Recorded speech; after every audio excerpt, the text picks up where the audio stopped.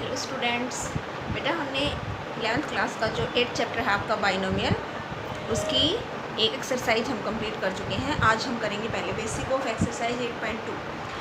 देखिए हमने ये बताया था कि जो बाइनोमियल है आपका, बाइनोमियल एक्सपेंशन ये होता है NC0 a⁴n b⁴0 plus NC1 a की पावर अब डिक्रीज होती जाएगी, b की पावर इंक्रीज होती जाएगी, ये बताया था।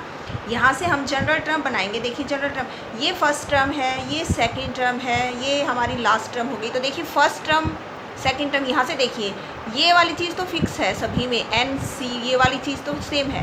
फर्स्ट टर्म में यहाँ 0 है, यहाँ फर्स्ट टर्म है तो 0 है, एक लेस है। ये सेकंड टर्म है हमारी, लेकिन यहाँ पे क्या है 1 है। तो यहाँ पे हम जनरल टर्म लिखेंगे, तो हम जनरल टर्म आपकी क्या लिखेंगे, NC R+1 लिखा है। यहाँ पे हमने जनरल टर्म को क्या लिखा है, R+1। यहाँ हमने R+1 लिखा है, तो यहाँ से आपकी जनरल टर्म होगी R, क्योंकि फर्स्ट टर्म में 0 है, सेकंड टर्म में 1 है, तो जो भी टर्म है फोर्थ टर्म होगी अगर, तो यहाँ 3 आएगा। मतलब जो भी टर्म आप निकाल रहे हैं यहाँ पे उससे 1 लेस आता है, तो हमने R+1 लिखा है, तो यहाँ R लिखेंगे। फिर a की पावर देखिए कितनी है, यहाँ पे n कैसे आई, n-0 करके। यहाँ पे कितनी है, n-1, इसमें से इसको माइनस करके, तो यहाँ पे a की पावर आ जाएगी n-r हो जाएगी आपकी, n-r। और b की पावर देखिए ये 0 है तो यहाँ 0 है, 1 है तो यहाँ भी 1 है, n है तो n, तो यहाँ r है तो b की पावर भी r। और फिर यहाँ हमें समेशन लगाना होता है। nth टर्म के लिए समेशन लगाने की जरूरत नहीं होती, टोटल टर्म्स लिखते हैं तो समेशन लगाना है। ये आपकी r+1th टर्म हो जाएगी। कौन सी टर्म है, r+1। यहाँ से n यहाँ पे पावर होगी, जो भी पावर दे रखी है, a और b की वैल्यू भी दी हुई मिलेंगी।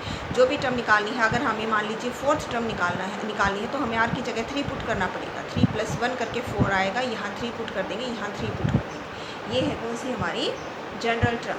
तो हम सबसे पहले इस जनरल टर्म से रिलेटेड ही एक्सरसाइज 8.2 जो है आपकी, उसके क्वेश्चंस करेंगे।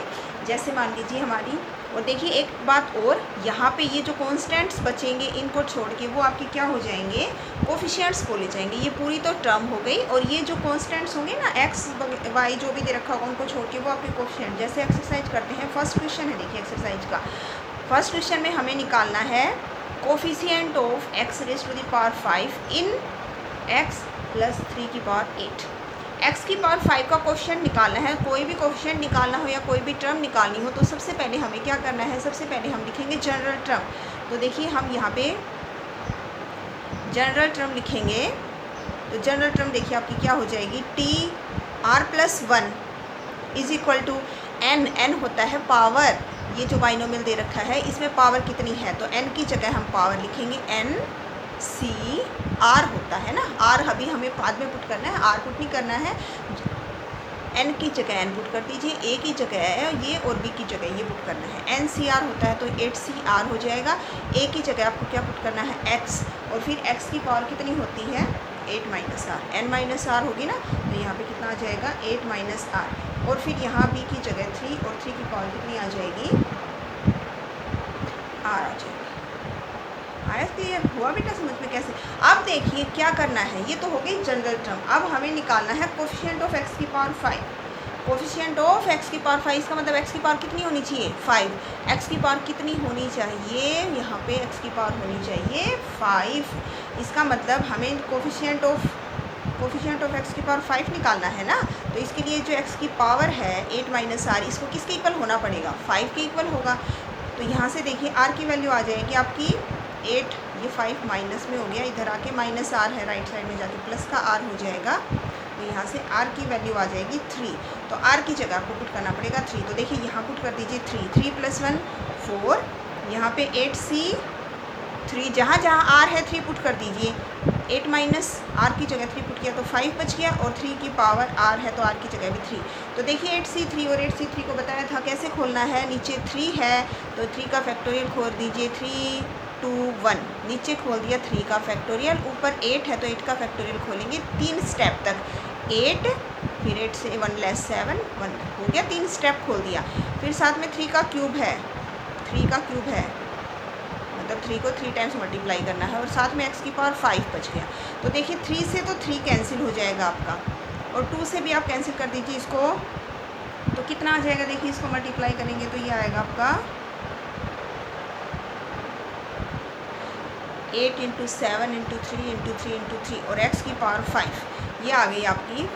अब हमें कोफिशिएंट बताना था x की पावर 5 का कोफिशिएंट कितना है, तो कोफिशिएंट ऑफ x की power 5 is equal to this 1512, ये आ जाएगा कोफिशिएंट। कोफिशिएंट बताना है तो भी जनरल टर्म लिख लीजिए, पहले n की जगह पावर दे रखी है वो n पुट कर दीजिए, ये जनरल टर्म जो है a की जगह वैल्यू पुट करके यहाँ पे 8 माइनस r हो गया, b की जगह 3 पुट करके उसकी पावर r हो गया। अब जिस टर्म का भी कोफिशिएंट निकालना है तो ये देख लीजिए उसमें x की पावर कितनी बता रखी है, x की पावर आप उतनी ही उसमें क्या कर दीजिए, पुट कर दीजिए, ठीक है। अब जैसे देखिए इसका सेकंड क्वेश्चन करें हम, क्वेश्चन नंबर जो 2 है उसमें हमें कोफिशिएंट बताना है a रेज़ की पावर 5 और b की पावर 7, इसका कोफिशिएंट बताना है। और एक्सपेंशन क्या है, a माइनस 2b और इसकी पावर है 12।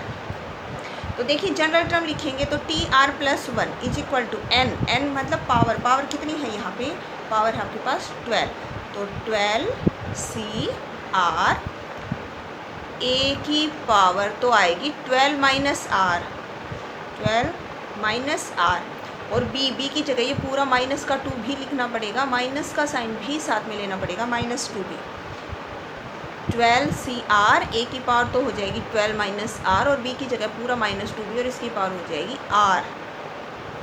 अब देखिए आपको क्या निकालना था, आपको निकालना था कोफिशिएंट ऑफ ए की पावर होनी चाहिए 5 और बी की पावर होनी चाहिए 7। तो या तो आप इसको 5 के इक्वल पुट कर दीजिए, आर की वैल्यू पता लग जाएगी, या फिर आप यहाँ बी की पावर, इसने बोला था ना 7 होनी चाहिए, तो यहाँ पर है बी तो केवल आपके पास, और बी की पावर तो यहाँ पे आर है, तो यहाँ आपका आर की वैल्यू 7 आ जाएगी। तो आपको आर की जगह 7 पुट करना है, तो आप यहाँ 7 पुट कर दीजिए, 7 + 1 8, यहाँ पे 12 सी 7, ए की पावर, अब यहाँ देखिए 12 माइनस 7 जब आप करेंगे तो 5 बचेगी, और माइनस 2b की पावर हो जाएगी 7। आर की जगह कितना पुट कर दिया हमने, 7।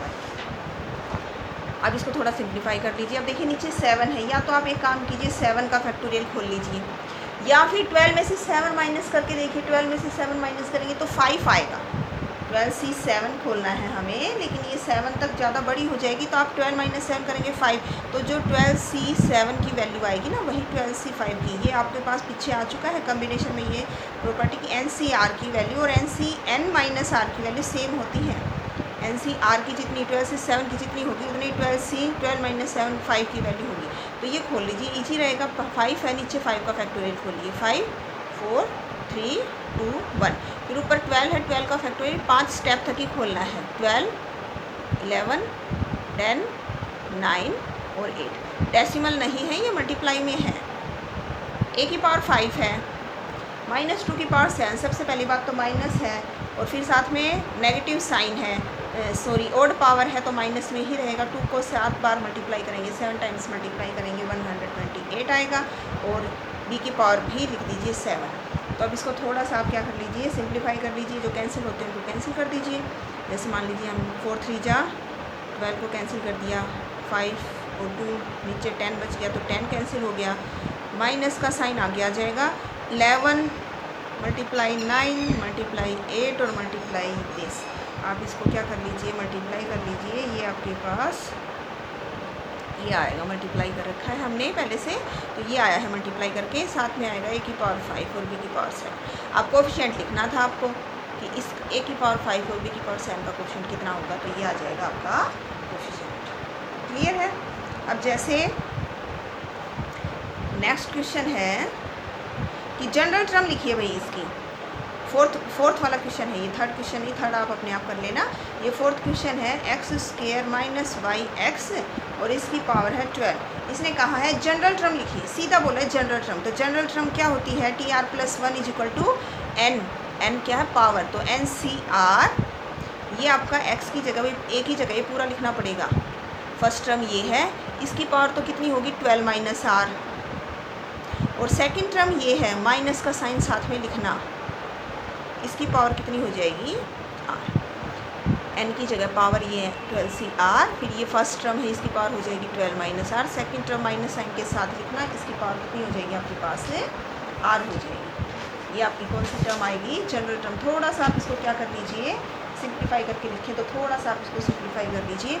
12 सी आर को तो खोलने की ज़रूरत है ही नहीं है, तो 12 C R as it is रहेगा, पावर के ऊपर पावर होगा तो दोनों पावर्स मल्टीप्लाई, 2 को मल्टीप्लाई कर दीजिए, 2 को 12 से मल्टीप्लाई करना पड़ेगा, 2 को 8 से भी करना पड़ेगा। माइनस की पावर r है तो इसको आप आगे लिख दीजिए ऐसे -1 और ब्रैकेट लगा के इसकी पावर r। फिर y की पावर भी r है और x की पावर भी r है। तो बस ये हो गया सिंप्लीफाई, -1 की पावर r 12cr। x की पावर देखिए बेस सेम है, ये भी x है ये भी x है, तो पावर्स ऐड हो जाएंगी।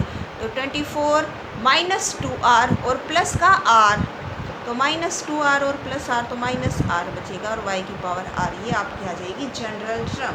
अगर इसने कोफिशिएंट बोला होता तो ये पूरा आपका क्या बच जाता, कोफिशिएंट बच जाता। थर्ड क्वेश्चन भी ऐसा ही है, वो आपको अपने आप करना है। 6th क्वेश्चन देखिए, 6th क्वेश्चन में हमें क्या निकालना है, 13th टर्म निकालनी है। तो 13th टर्म निकालनी है तो भी पहले हमें जनरल टर्म लिखनी पड़ेगी। तो इसकी जनरल टर्म क्या होगी, TR+1 is equal to power कितनी है 18, तो 18CR।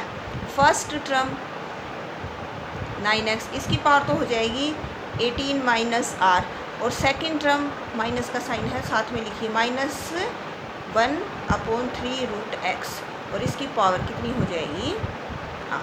ये होता है ना पावर, ये है n, तो NCR। फर्स्ट टर्म है 9x, इसकी पावर तो हो जाएगी 18 -r, सेकंड टर्म है -1/3√x और इसकी पावर हो जाएगी r। अब हमें कौन सी टर्म निकालनी थी, 13th टर्म, और ये बताया था 13th टर्म निकालनी है तो r की जगह 12 पुट करना पड़ेगा, तभी 12+1 करके जो भी टर्म निकालनी हो ना r की वैल्यू से एक लेस होती है।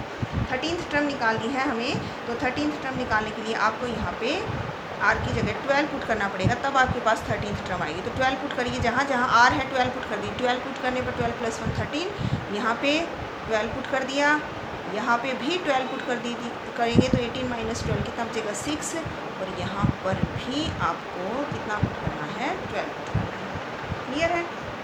अब देखिए इसको खोलेंगे तो नीचे 12 है, 12 का फैक्टोरियल खोलें, फिर 18 का फैक्टोरियल 12 स्टेप्स तक खोलें। इसकी बजाय हम क्या कर देंगे, 18 में से 12 माइनस कर देंगे तो कितना बचेगा 18 -12 करके 6। तो हम नीचे क्योंकि जो वैल्यू 18C12 की आएगी वही वैल्यू 18C6 की आएगी, तो नीचे हम 12 की बजाय 18 में -12 किया तो 6 बचा, तो हम 6 का फैक्टोरियल खोलेंगे नीचे। तो 6 का फैक्टोरियल 6 5 4 3 2 1। ऊपर भी 18 का फैक्टोरियल खोलेंगे 6 ही स्टेप तक, 1 2 3 4 5 एंड 6, 1 2 3 4 5 6 स्टेप, 1 1 माइनस करके। फिर 9 की पावर 6 है, x की पावर भी 6 है, माइनस का साइन है और साथ में 12 पावर इवन पावर है तो पॉजिटिव हो जाएगा, तो 3 की पावर बचेगी 12। 3 की पावर कितनी आएगी यहाँ पे 12, और √x का मतलब होता है x की पावर 1/2, रूट का मतलब होता है 1/2 पावर, और इसके ऊपर फिर पावर 12 भी लगेगी, तो पावर के ऊपर पावर है तो दोनों पावर्स मल्टीप्लाई हो जाएंगे, तो 2 से कट गया, 2 6 या 12। यहाँ बच गई x की पावर 6 और यहाँ भी है x की पावर 6, तो x की पावर 6 से x की पावर 6 हो गई कैंसिल। यहाँ पे जो आपकी कैंसिल हो रहे हैं, जो भी बन रहा है आपका उसको आप कैंसिल कर दीजिए। देखिए 6 3 जा 18 कैंसिल कर देंगे, फिर 5 से ये कैंसिल कर देंगे, 4 से इसको कैंसिल कर देंगे एंड 2 से इसको कैंसिल कर देंगे। ऊपर बचा आपके पास 17 × 4 × 3 × 7 × 13। 9 की पावर 6 है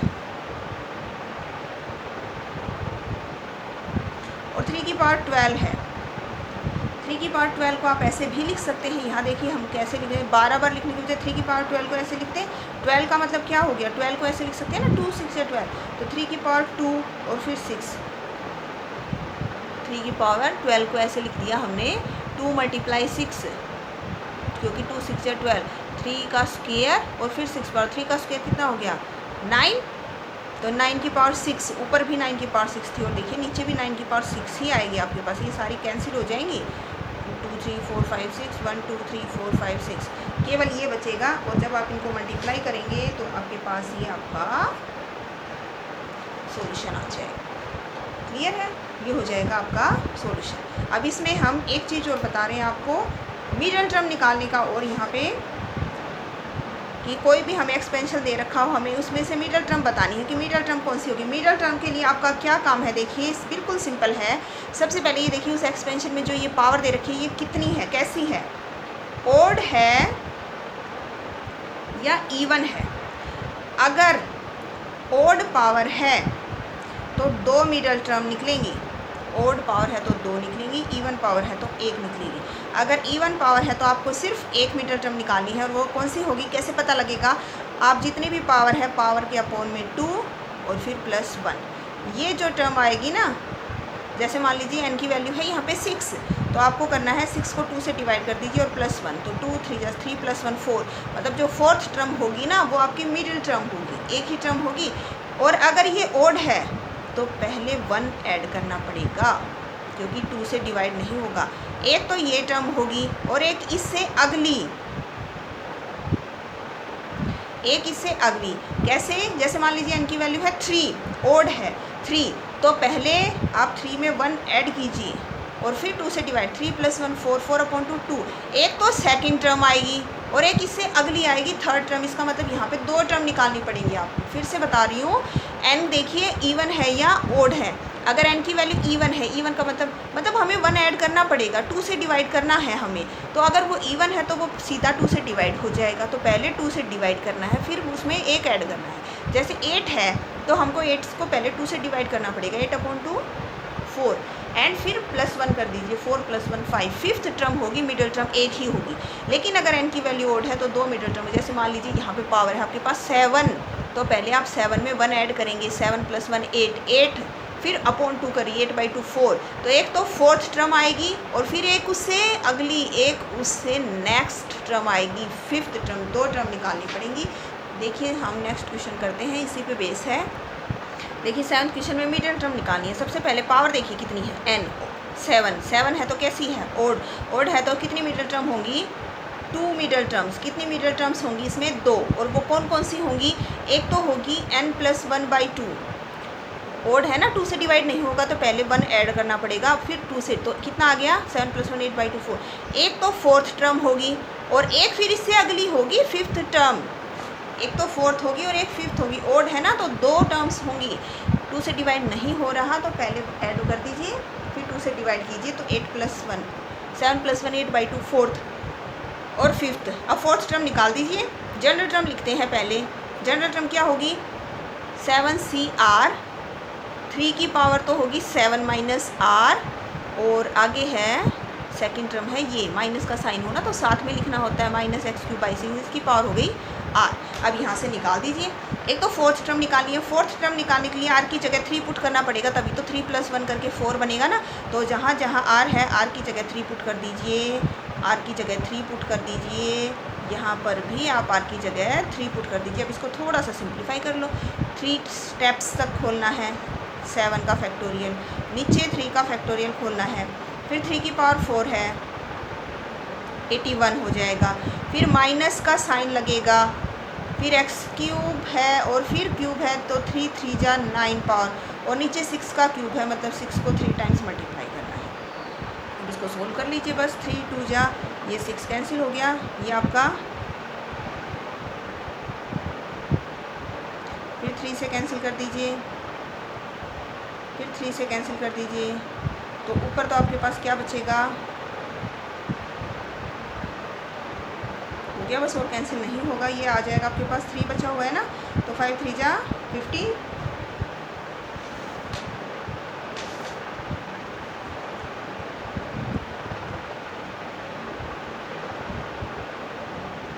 थ्री स्टेप्स आए हैं, नीचे सारा कैंसिल हो गया ना हमारा, बस ये बचेगा, और x की पावर ये 9 बचेगी आपके पास। तो आपकी ये बचेगी हमारे पास 105/8 एंड x की पावर 9। ये तो आ गई एक मिडल टर्म। अब ऐसे ही अगली निकालनी है fifth middle term. Fifth middle term निकालने के लिए जहाँ जहाँ r है, r की जगह 4 पुट करना पड़ेगा, तभी तो 4 + 1 करके 5 आएगा। तो 7C4, यहाँ पे भी 4 पुट कर दीजिए और यहाँ पे भी 4। अब इसको आप अपने आप सिंप्लीफाई करना है, ये आपको अपने आप आगे सिंप्लीफाई करना है। क्लियर है। सिमिलरली जो इसका हमारा 8th क्वेश्चन है वो भी आपको अपने आप सोल्व करना है। उसमें एक ही मिडल टर्म होगी। देखिए पावर कितनी है, 10, n की वैल्यू है 10, इवन पावर है, इवन पावर है ना, तो जो मिडल टर्म होगी, मिडल जो टर्म होगी वो कौन सी होगी, इसको n/2 करना है, n + 1 5 या 10, 5 + 1 सिक्स्थ जो टर्म होगी वो मिडल टर्म होगी। तो सिक्स्थ टर्म निकालने से पहले आपको लिखनी है general term NCR, 10CR। First term ये है, इसकी पावर तो हो जाएगी 10 - R, और सेकंड टर्म ये है 9y माइनस नहीं है ना, सीधा 9y लिख दीजिए, इसकी पावर हो जाएगी R। अब आपको सिक्स्थ टर्म निकालनी थी तो R की जगह 5 पुट कर दीजिए, 5 + 1 6 हो जाएगा। जहाँ जहाँ R है 5 पुट कर दीजिए, यहाँ पे 5 बचेगा और 9y की पावर 5। अब ये सोल्व कर लीजिए, 10 से 5 को खोलना, नीचे 5 का फैक्टोरियल, ऊपर 10 का फैक्टोरियल, x की पावर 5, नीचे 3 की पावर 5 है, 3 को 5 टाइम्स मल्टीप्लाई, फिर 9 की पावर 5 एंड y की पावर 5। ये आपकी आ जाएगी मिडल टर्म। तो आपको यहाँ आपके 8 तक क्वेश्चन सोल्व करने हैं। कोई प्रॉब्लम है तो आप पूछ सकते हो। ओके, थैंक यू बेटा।